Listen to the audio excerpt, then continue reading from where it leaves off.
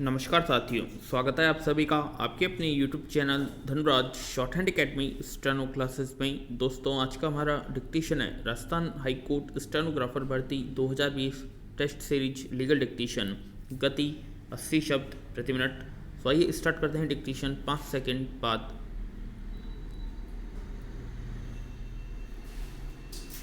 Start. आपराधिक मामलों में आरोप व आरोप का विवेचन एक महत्वपूर्ण घटक होता है, क्योंकि आरोप से ही निर्णय का आधार तैयार होता है।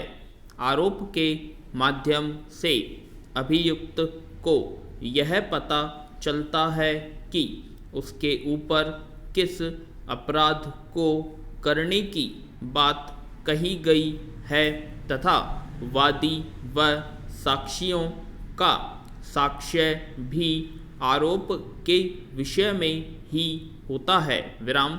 न्यायाधीश के लिए निर्णय करते समय आरोप एक महत्वपूर्ण घटक होता है जिस पर उसका निर्णय आधारित होता है। विराम।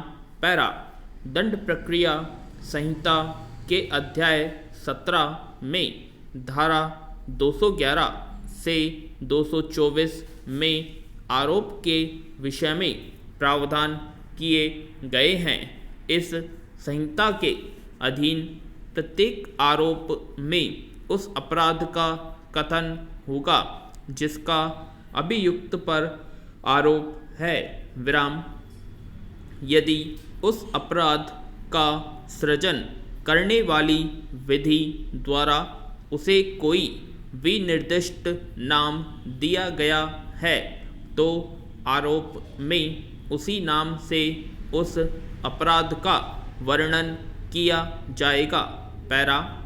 यदि उस अपराध का सृजन करने वाली विधि द्वारा उसे कोई विनिर्दिष्ट नाम दिया गया है तो अपराध की इतनी परिभाषा होगी जितनी अभियुक्त को इस बात की सूचना हो जाए जिसका उस पर आरोप है।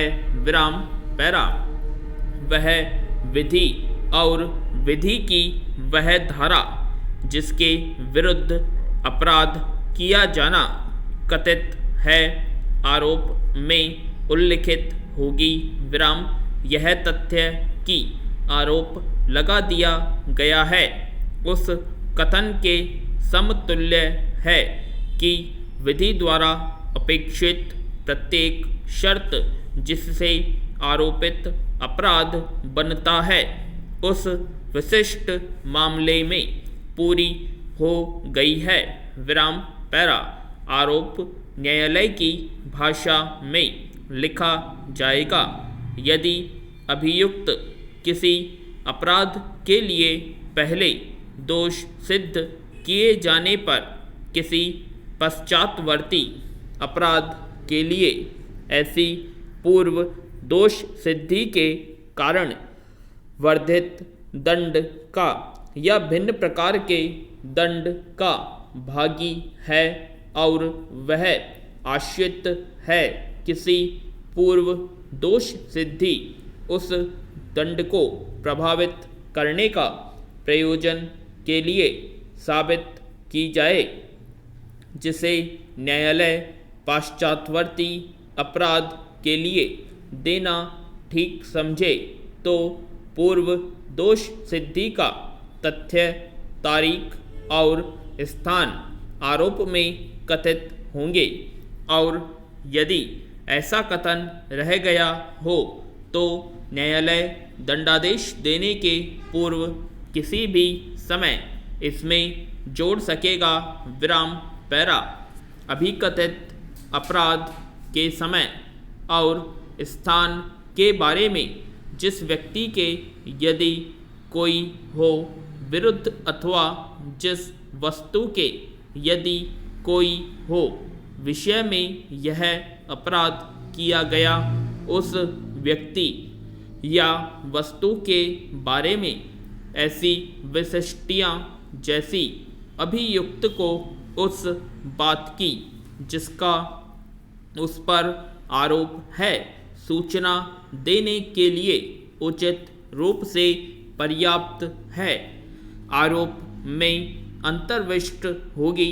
पैरा जब अभियुक्त पर आपराधिक न्यासभंग या बेईमानी से धन या अन्य जंगम संपत्ति के दुर्विनियोग का आरोप है तब इतना ही पर्याप्त होगा कि विशिष्ट मदों का जिनके विषय में अपराध किया जाना अभिकथित है या अपराध करने की ठीक ठीक तारीखों का विनिर्देश किए बिना यथास्थिति उस सकल राशि का विनिर्देश या उस जंगम संपत्ति का वर्णन कर दिया जाता है जिसके विषय में अपराध किया जाना अभिकथित है और उन तारीखों का जिनके बीच में अपराध का किया जाना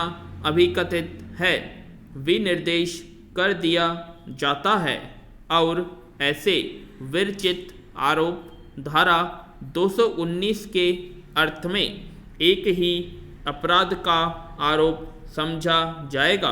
विराम पैरा परंतु ऐसी तारीखों में से पहली और अंतिम के बीच का समय 1 वर्ष से अधिक का न होगा जब मामला इस प्रकार का है कि धारा 211 और 212 में वर्णित विशिष्टियाँ अभियुक्त को उस बात की जिसका उस पर आरोप है पर्याप्त सूचना नहीं देती तब उस रीति की जिसमें अभिकथित अपराध किया गया ऐसी विशिष्टियाँ भी जैसी उस प्रयोजन के लिए पर्याप्त है आरोप में अंतर्विष्ट होंगी।